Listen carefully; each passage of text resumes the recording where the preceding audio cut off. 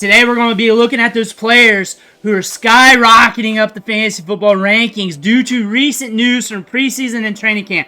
We're also going to be looking at those players who are tumbling down the draft board due to bad news from training camp. But before we dig in, you need to click that subscribe button right now. Tap it with the finger on your phone. Click it with the mouse on the computer. Ric Flair's watching you. Do not disappoint him because we're talking about these players every day. We're strategizing for your drafts every day. In season, waiver wire every day. Strategizing for your trades every day.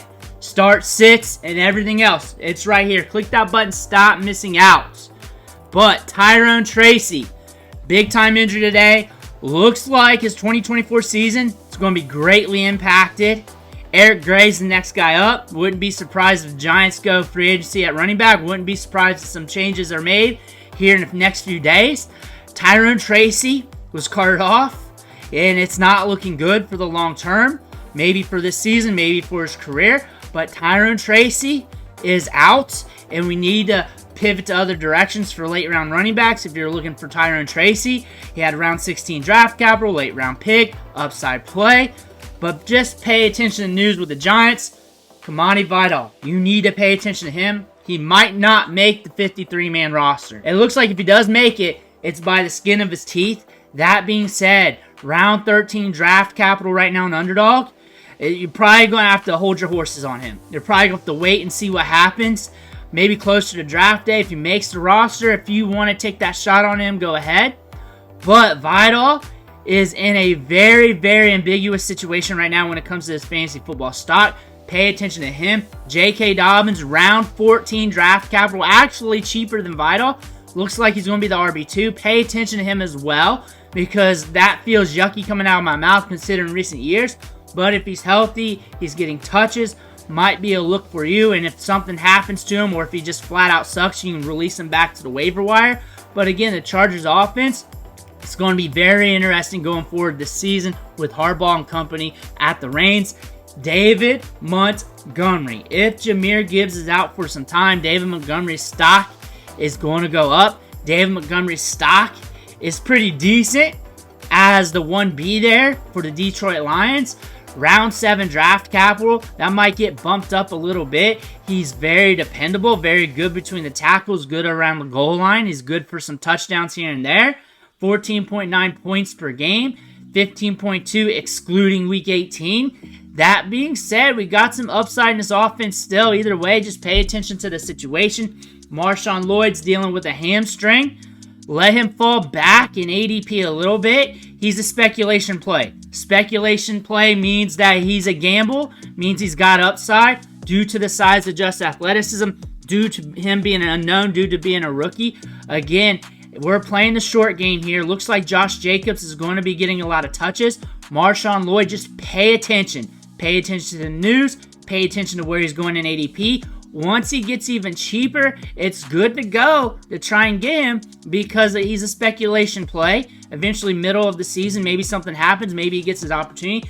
These players like Marshawn Lloyd, you're stashing, you're releasing back the waivers. You're stashing, you're releasing back the waivers. It's just a circle, a cycle of life when we're looking at these types of upside plays.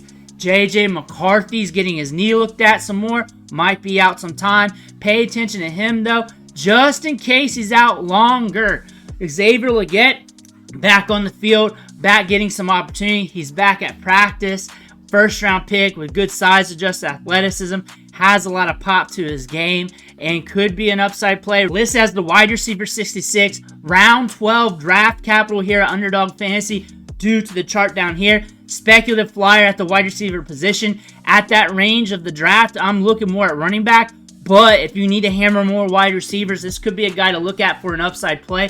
Ezekiel Elliott, Rico Dowdle. It's a battle for the backfield back there. We're seeing Rico Dowdle get the touches, get an opportunity in preseason. Ezekiel Elliott doesn't really need it. Ezekiel Elliott is very dependable in the passing game. He got work with the Patriots because he's so dependable in the passing game. Pass blocking. He can really help keep Dak upright. He might be on the field more than expected, but that may not lead to fantasy points. I look for this backfield to be a little messy. I look for these guys to take their turns.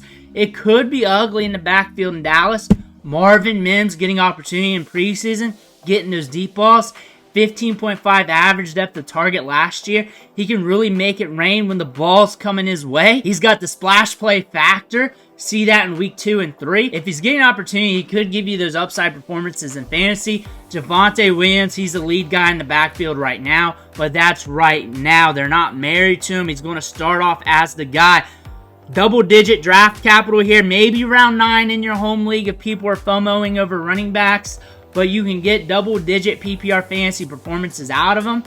Due to the quarterback play, that might be a little sus, might be a little bit more. However, you could get a little bit of production, 11, 12 points per game at cheap draft capital if that's something you need.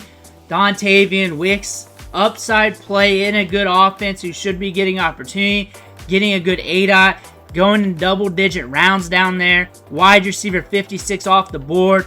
Round 10 draft capital, not round 5. That's a typo. That being said, Dontavian Wicks is a player to look at if you're trying to backfill at wide receiver. Say you went running back heavy, a guy to look at. Or if you're getting that last wide receiver and you want an upside play, another guy to look at in a good offense, can get fueled, has been making plays as well. We talk about Javon Baker a lot because he can't stop making plays in preseason. He's looking good, but both rookies are on the back of the depth chart right now. Watch them throughout the preseason. Watch them climb the depth chart. They'll get opportunities throughout the year. It's going to take them some time. Sometimes rookies need a little bit more time this season or get their opportunity, but he's looking good on the field. He's doing what he needs to do. Javon Baker, pure upside play. Might be a guy you pick up for fantasy, release, pick back up later. That's just how it is with some of these rookies. Brian Thomas Jr. is a great speculation play in the middle rounds. Upside for days, has 4.3 speed with a quarterback that can push it downfield. He's going in those rounds where everybody's speculating on wide receivers. Just look, Keon Coleman, Jordan Addison, Jackson Smith-Njigba, Brian Thomas Jr., right before him, Xavier Worthy, Roma Dunze in the round prior, Ladd McConkey.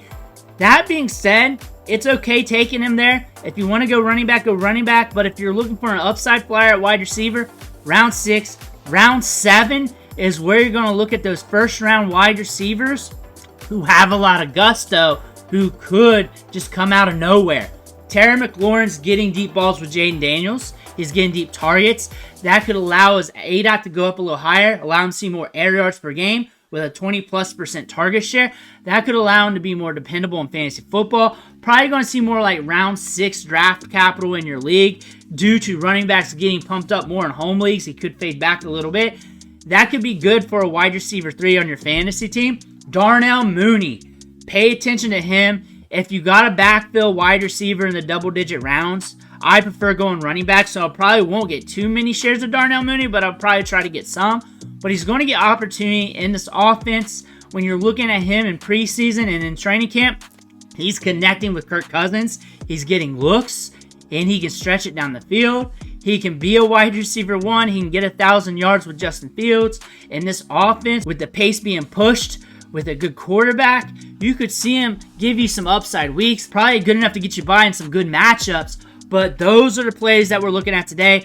14 players coming off the board. We had a couple injuries in there that we got to pay attention to. We got some upside flyers to look at as well. Let me know what you think in the comments below. Make sure to hit that subscribe button on the way out. Thank you for watching. Catch you on the next video.